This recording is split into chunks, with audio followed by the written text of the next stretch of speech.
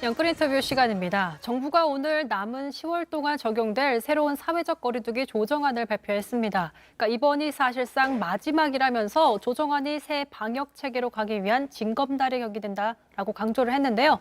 관련해서 천은미 이대 목동병원 호흡기내과 교수 모시고 얘기 나눠보도록 하겠습니다.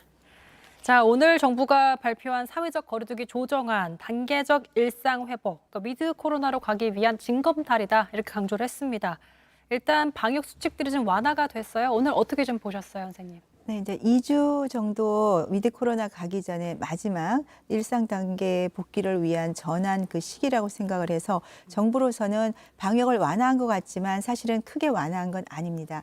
우리가 그 미접종자가 4명이 포함이 됐지만 네. 그 미접종자의 그 개념에는 불완전 접종자죠. 1회 접종을 했거나 2회 접종을 했더라도 2주가 지나지 않은 사람들이 대부분 젊은 층에 많거든요. 네. 그분들이 모임을 좀 원활하게 해서 만일에 감염이 되더라도 이분들은 중증으로 가지 않기 때문에 확진자가 늘어도 큰 의료 부담이 없을 거란 전제하에 인원을 조금 풀어줬지만 영업시간은 지금 그대로 10시로 맞아요. 유지를 했습니다. 또한 결혼식, 수도권. 예, 그렇습니다. 결혼식이라든지 이게 체육시설처럼 외부의 어떤 조금 저위험 시설에 대한 완화를 해줬고요. 수능이 가깝기 때문에 독서실이나 스터디 카페처럼 수능 시험생들을 위한 그런 시설을 좀 완화했지만 그곳에서 마스크를 쓰기 때문에 위험은 없습니다. 고로 지금까지의 확진자가 이대로 유지가 쭉 되면서 약간의 방역 완화의 그런 시그널을 주고 내년 다음 달 초에 정식으로 위드 코로나를 시행할 때 지금의 확진자를 유지하면서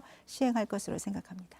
네, 그래서 관련해서 지난 7일에 국정감사에서 위드 코로나 시점을 11월 9일로 보냐라는 의원들의 질문에 정은경 질병관리청장은 그 정도 될 것 같다라 답하기도 했는데요. 자, 오늘 방역당국은 확진자 추이와 접종 상황을 지켜보고 시점을 결정하겠다고 밝혔습니다. 잠깐 듣고 오시죠.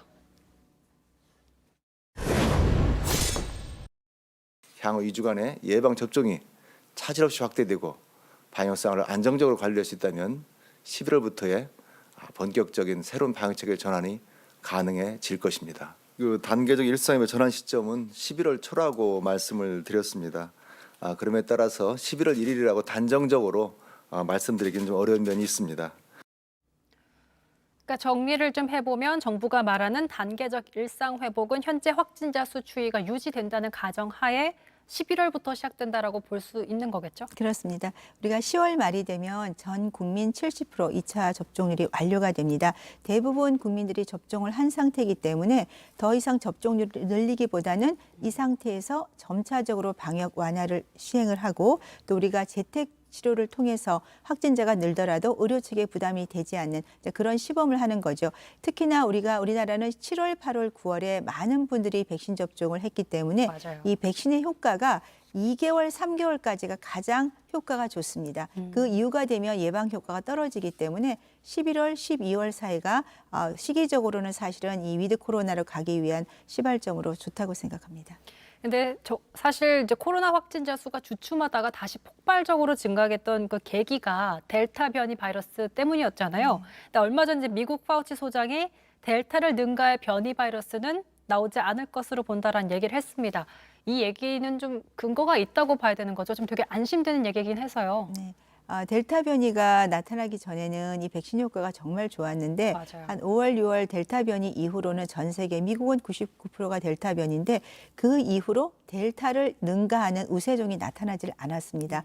네, 그것이 하나의 증거고 두 번째는 전 세계적으로 백신이 많이 지금 접종이 되고 있고 아마 내년 정도가 되면 전 세계가 70% 접종이 완료될 상황입니다. 그렇다면 백신 접종이 늘어나게 되면 확진자가 줄기 때문에 변이가 생길 확률이 매우 떨어집니다. 그 두 가지를 같이 종합을 한다면 앞으로 델타보다 강한 변이는 나타나지 않을 것이고 지금이라도 백신 접종 속도를 더 많이 올린다면 우리는 좀 더 빠른 시기에 코로나 감기, 독감처럼 같이 살 수 있는 시기가 올 것이라는 추측입니다. 근데 사실 어제 이제 방대본의 설명에서 접종 완료율이 85%가 되면 이론적으로는 마스크랑 영업금지 제한 없이도 코로나를 이겨낼 수 있다고 했다가 다시 정정했던 그런 해프닝도 있었습니다. 어떻게 보셨어요?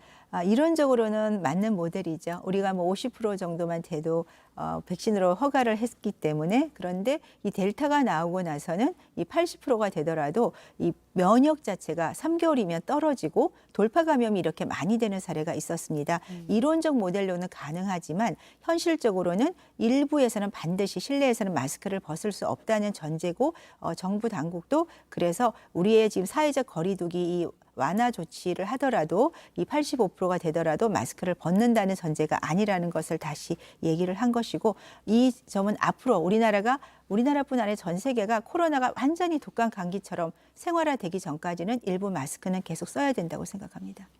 그럼 선생님, 정말 이건 궁금해서 여쭤보는 건데요. 언제까지 마스크를 저희가 정말 써야 한다고 보세요? 그러니까 토착화된다는 그 시기. 토착화 시기는 저는 내년 정도면 될 것 같습니다. 왜냐하면 그때도 백신들을 거의 맞기 때문에 감염이 되더라도 그냥 감기처럼 지나갈 수가 있고 그러다 보면 전 세계 사람들의 몸에 면역이 좀 가지게 되거든요. 네, 네. 조금 짚어줄 수 있겠지만 내년 상반인지 후반인지 좀 더 구체적으로. 저는 봄 정도면 될 것 같아요. 4월, 5월. 봄이요. 완전히 벗지 못하지만 사실 이번에 발표도 있었지만 이 코로나19 이후로 마스크도 잘 썼지만 손위생을 굉장히 잘했잖아요. 그래서 감기 바이러스라 독감이 유행을 안 했습니다. 그렇다면 코로나로 정말 우리가 많은 고생을 했지만 또 하나의 좋은 또 우리 습관을 가졌고 맞습니다. 이 습관으로 인해서 아마 코로나뿐 아니라 모든 바이러스를 좀 더 빨리 이겨낼 수 있는 만일 새로운 변이가 나타나도 대처가 굉장히 빨라질 수 있고요. 또 마스크를 씀으로 인해서 좋은 점도 저는 분명히 있다고 생각을 네, 하거든요. 많았죠. 네, 네. 그래서 일상생활에서 불편하지 않은 공간에서는 마스크를 벗고 그리고 조금 마스크를 쓰는 거는 우리가 뭐 받아들일 수 있다고 생각합니다. 내년 봄이라고 좀 언급을 해주시니까 굉장히 희망적인 기운이 막 솟아나고 있습니다. 자, 이제 지난 수요일에 일상회복위원회 출범했습니다. 아직 뭐 방역 규제를 어떤 식으로 완화할지는 정해지지 않았다고 하지만 어떤 방향성을 좀 가지면 좋을까요? 방역 완화를 하려면 조금 더 점진적으로 완화를 하는 것이 필요하다. 해외 사례를 보면 백신 접종률이 80%를 넘더라도 미접종자 20%와 돌파 감염 사례가 고령층 중심으로 많이 늘어나기 때문에 네. 하나씩 저위험 시설부터 방역 완화를 하는 것이 가장 중요하고 확진자가 느는 것은 우리가 받아들여야 되기 때문에 확진자가 늘더라도 독감 환자가 50만 명이 발생을 하더라도 우리나라가 정지가 되질 않아요. 왜? 독감은 집에서 그냥 우리가 개인 병원에서 진단하고 타미프로 약을 먹고 그렇죠. 치료를 하거든요. 네, 그런 식으로 갈 수 있게 재택 치료의 시스템을 정부가 이번 2, 3주 동안 잘 마련을 해서 세계에서 가장 빠르고 효과적인 그런 방역 대책이 마련이 됐으면 좋겠습니다. 네, 재택 치료 언급을 하셨습니다. 네, 지금까지 천은미 이대목동병원 호흡기내과 교수와 얘기 나눠봤습니다. 인터뷰 고맙습니다. 감사합니다.